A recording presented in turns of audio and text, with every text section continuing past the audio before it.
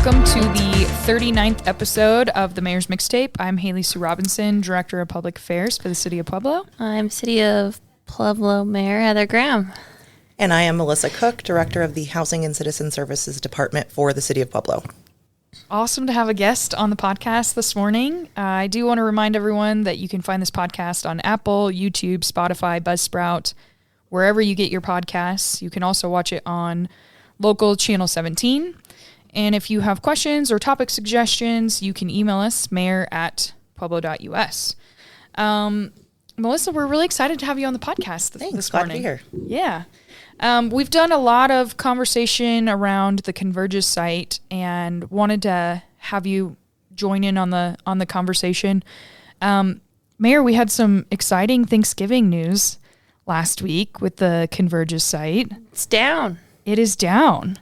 And it actually, it had a timeline that it wasn't supposed to be down, or it was supposed to be down by December 15th, but it was even before December 1st. Yeah.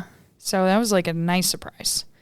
But Melissa, let's talk a little bit about, you've been part of this process.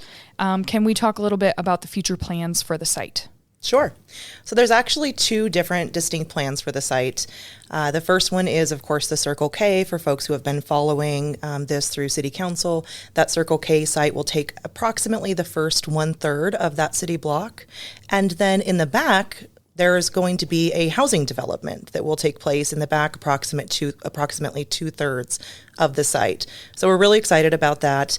What we are releasing in the coming weeks, likely on January 1st, is going to be a request for applications, an RFA, and that will be to solicit a developer for that site and one other site to build affordable housing. So we're really excited about that. The other site that we are discussing is the 1300 block of East 5th. That is approximately 1.25 acres that could also house an affordable housing development. It's the previous site of the Pueblo Community Health Center. East 5th? 4th? It's both. Between 4th and 5th? Yeah. The technical address is actually on East wait, 5th. what are you talking about? Yeah. Got it. Which location are we talking about? Yeah, it's like, oh, there's another one. So then will the RFA be for both sites, or are they separate? It will be one RFA, and we will entertain a developer for one site, for both sites. You know, we're looking for a lot of things in a developer. We really want somebody who can get this done quickly. Mm-hmm. We want somebody who has experience. We want somebody who really knows how to put together a capital stack for affordable housing. So we're looking at all of those things. One thing that we have noticed in talking with different developers around the state, there's a lot of interest in developers for affordable housing. All housing, affordable housing and market rate housing to come to Pueblo. But all developers have a magic number that they have to meet in order to make it pencil, essentially. So once they develop the property, then they have to manage the property. And the rule of thumb is you have about one manager, one maintenance person per 100. So if you're only building a site that's 50 units, maybe you can't actually break into the Pueblo market without having two sites. So this actually provides a unique opportunity. We also have developers, there's 3 developers specifically in Pueblo that own one current site, but they're not able to break in because they don't have that second site. And so there's a lot of different opportunity here. We're not making any decisions yet. We're going to put this out there. It's going to be out there in January, and it'll likely be out there for 90 days. And we're going to see who responds. And we're going to go with the one who can make this happen the quickest. That's exciting. So you mentioned affordable housing. Can we talk about what does the term affordable housing mean? Yeah. So this is an interesting one. Okay. And there's no solid answer. Affordable housing is referred to as several different things. People call it low-income housing, attainable housing, workforce housing. There's a lot of different things or ways to refer to it. So in order to really explain what affordable housing is today, I think it actually is better to go all the way back to the beginning and know what affordable housing was to start with. So 1937, FDR is the president. I said we were going back to the beginning. Wow, yeah.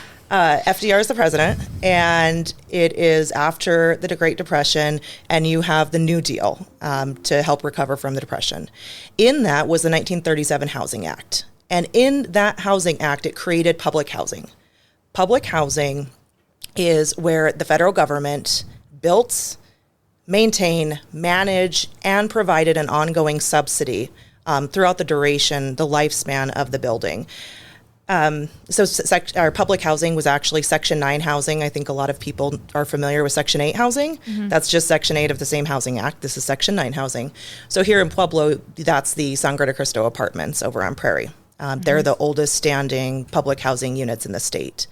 Well, in the 80s, the federal government realized this doesn't make any sense. It costs way too much. We have to manage these. We have to do the capital improvements in these units. So how can we better fix this to create units but not have this ongoing long-term expense?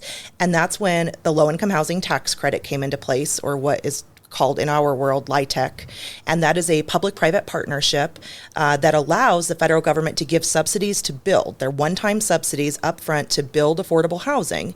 And instead of having that long-term subsidy where the federal government pays your rent ongoing, they just cap the rents. And so all that affordable housing is in today's world, for almost all affordable housing projects that are built, and definitely the ones that we're talking about here, is it's almost like rent control.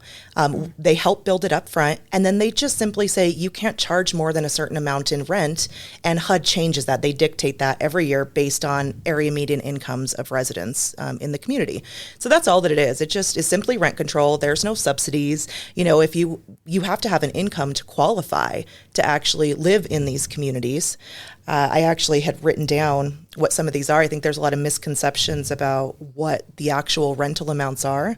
So right now, in these affordable units, a 2-bedroom apartment, this includes utilities, but is the max that you can charge is $1,377 a month. So this is not tailoring to people who don't have an income. These are truly workforce housing. You have to have, incomes substantial enough to support that rent. Yeah, I mean, that's like, you could own a house for that. Mm-hmm. Yeah, that's a mortgage. That's a mortgage payment. Mortgage payment now. Completely. But the good news is, in the future, the landlord can't, charge a crazy amount or an exorbitant amount of rent if the market does go up. And so that's where you have this long-term affordability built into the property. Mm-hmm. So you essentially still have that rent cap regardless of what the market does. Yeah. Yeah, and with this RFP, we can dictate how long that rent cap is. Okay. Most of the funding sources that the developers will use will have that dictated through their funding source, and it's generally 40 years is that affordability period. At the end of 40 years, most developers will choose to re-syndicate, which is get a little bit of money to do the necessary rehabilitation and then re-enter into another 40-year agreement. So when we're talking about the long-term process, it's not like 10 years or 20 years. You're talking 40 years. So I could live in a location and have that, I guess, like comfort of knowing that I'll be able to afford this for the long term. Sometimes when we think about long term, it's like 5 or 10 years or 20 years. So this really gives folks peace of mind. Correct. Okay, and so another thing that comes up with affordable housing is who lives in affordable housing? Like, who are the folks? Because you mentioned folks have to have an income. So, like, who are the types of folks, or what type of job would I have for affordable housing? Yeah, so with these affordable housing developments, we anticipate that the average income will be right at $52,000 a year. We can easily actually estimate that. I know that the listeners may say, how could you possibly know that? And it's actually pretty easy, because in order to make these developments pencil up front, you have to have an average income amount. And that average income amount is generally right below the maximum that is allowable per the funding source. So the funding sources are going to be at an average of 60% AMI. So we know that it's going to be right there. The Compass Point Apartments, which is just breaking ground over on Pueblo's east side, that had an average affordability of 59.66%.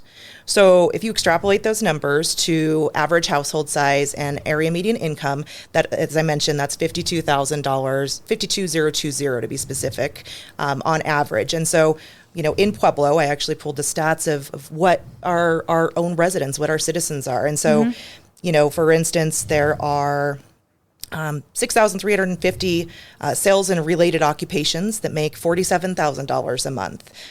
There are 420 bookkeeping and auditing clerks that make under that amount at an average of $49,370 a month.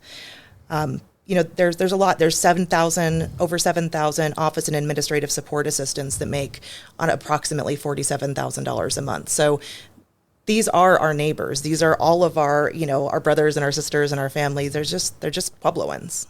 And they're also like everyday jobs that we know a lot of folks have. We might have them here in the city. To your point, they're our friends, our neighbors, our family who have these jobs. So I think sometimes folks say, oh, this is for other people, rather than looking at this could be for us or this could be for someone I know. And I think it's helpful to know who are the folks that can afford this, what type of job do they have, and also noting these folks do have jobs. I think that's another thing that folks get really confused or maybe just misconstrue the facts on what is affordable housing and how does that work. So thanks for clarifying that. It's really not affordable. It's just housing. Yeah, in Pueblo. it's literally That's a good way to put it. It's just additional housing. I mean, it's that, those dollar amounts are minimum federal wage, 40-hour a week employees. They could afford this attainable housing, and that's at the federal minimum wage amount. So it's everybody. Can you also talk about, so you mentioned affordable, workforce, attainable housing. Is there a difference in each of those terms, or are they interchangeable? They're interchangeable, really. There actually isn't a real definition that exists for any of them because it's really dictated by the funding source that creates the housing. And that is why I think there's so much confusion surrounding this. Part of me wishes the affordable housing industry would come together and make real definitions that everybody used, because I think that it would help, eliminate some of the stigma if people really just knew that the income for this is $52,000 a year, and then you realize, that that's most of Pueblo. So. Okay, so we've talked about the RFA process. Then what does the construction process look like?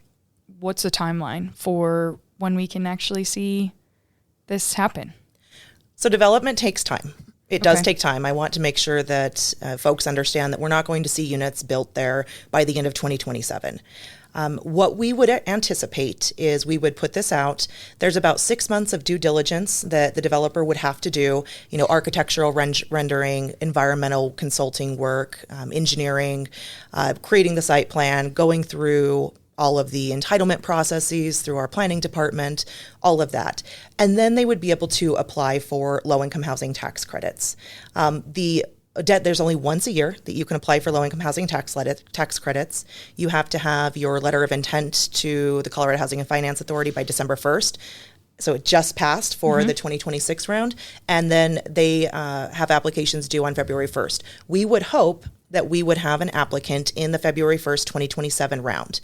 It is very competitive. This is the most competitive type of tax credits. I think last year there were about 40, and I think 9 or 10 got awarded. And so you're not guaranteed to be awarded. And so, we would have somebody apply there, and if they didn't, we would expect that they apply in the next round, the next year. But also something else that we're going to be looking at in these applications is we want a developer that's nimble, that if they don't get that they're able to explore other financing options like private activity bonds or other things that the city might be able to support them on. So we're not just saying that low-income housing tax credits, while it's the best, it's not the only way to get this done. So we do want to make sure that they're nimble and able to look at those others. So we think that likely in about 3 years we could see affordable housing. That would be our goal, would be 3 years. I think a timeline for expectation is important to outline to folks. Can you talk a little bit about the timeline? You mentioned the Compass Point apartments that we're going to see on the east side. What has that process looked like so far?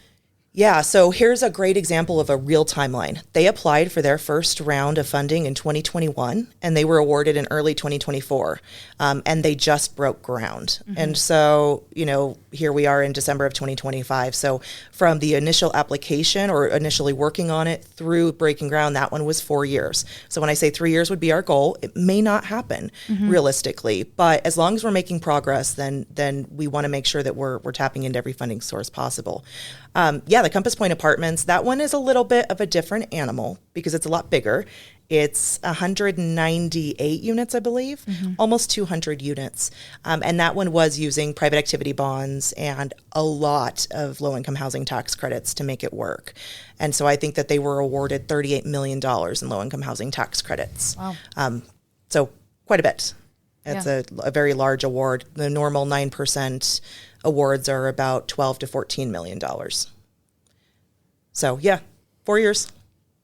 I think outlining to folks what the timeline looks like, and then to your point, coming up with solutions if that's not, if they're not awarded the grant, and having those expectations of being nimble or having other ways of being successful, those are important things too. Mayor, I know it's been important to you. How do we work with developers, or how do we make the process smoother? And so hopefully this is one of those projects that we can kind of put those things to the test. But I would say from the beginning, at least seeing how quickly the building has come down, we've already seen some success happen pretty quickly, which is exciting. Yeah, moving quicker than the speed of government. I was shocked. I see that. See that on Facebook that it had come down, and so I even made a special trip out the night before Thanksgiving in the dark to go and see it for myself that it was already down. So that's super exciting. We don't typically see things happen that quickly, so right. It's good for the Bessemer area. I think another thing that's important to note too is while we might not see housing go up right away, so we'll see the Circle K site go up sooner than that 3-year timeline. But the other piece, Mayor, a big reason why you were such a proponent of this was just the fact that it was a nuisance. And seeing that like the calls for service with police or fire will go down. And so seeing those as success points, even in the midst of being, I guess, bored by the process or maybe losing interest during the process is important. For folks to realize, hey, we don't have nearly the activity that we had in this area, and it wasn't good activity. Right. Yeah, that's going to be one of our big focus points for 2026 is that Bessemer area. So you're going to be seeing Bessemer Park fence that should be completed in February, maybe early March, depending on when the material gets here. And then we're making our way down Union Avenue, so listeners can stay tuned for another big, exciting Northern. What did I say? You said Union. Union. I knew what you meant. Northern Avenue, yes. So the listeners can stay tuned for another exciting announcement. City Council will be seeing on their agenda on the 22nd. So this is going to be our focus for 2026 and looking forward to it. So more good news coming in the Bessemer area even before the end of the year. Even before the end of the year. Awesome. Great. Melissa, is there other information that you think the listener should know or would be helpful for them to understand about this process or just about housing in general? Yeah, I just, we hear the term NIMBY, not in my backyard. And I really just hope that people rethink the way that they think about affordable housing. I think that that's really the message that I'm trying to get out is, these are all of our neighbors. And so, knowing that average income, $52,000, that's so many of our Pueblo residents. So hopefully we can eliminate some of that stigma and support affordable housing. One thing that is interesting is I actually looked, so I already explained how we know that the average income will be about $52,000. I actually pulled the census tract for the area directly surrounding the Convergys site. And that census tract has an average income of $40,455. Now, this is 2023 data because that was the last one that was updated. So it's going to be a little bit more than that. But, with that information, really, this will likely have an average income that's slightly higher. It's going to increase about, yeah. Wow. And so, $12,000 difference. Mm-hmm. Mm-hmm. Oh. Yeah, 22% difference. Wow. So. Yeah, that's pretty significant. Okay. I think that's important as well. I know NIMBYism is difficult for folks to kind of get over their preconceived notions, but when we put it into these really tangible job descriptions and helping folks understand how does it fit right here in Pueblo, not even just in Colorado or on the national scale, how does it fit right here in our community?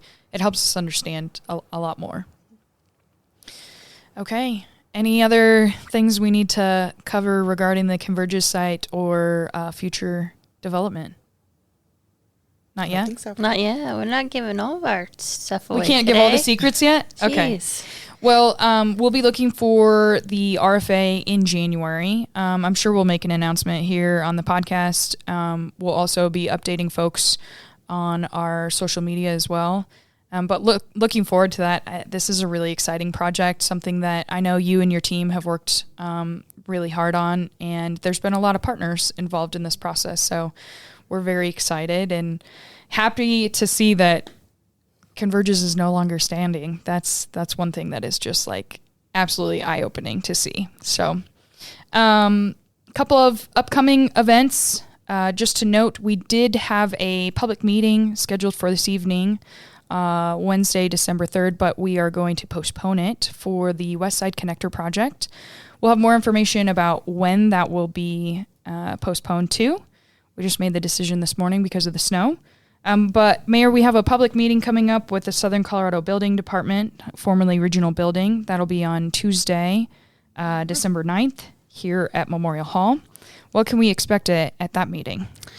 Just updates. So we have successfully obtained a partner. So for development inside of the city, permits, construction, residential construction, things should stay the way that they are if you're trying to build or do any types of renovations. And so myself and Mark Guerrero will be presenting to the community, and we invite contractors, community members to come in and ask questions so they know what those next steps are going to look like for inside city limits.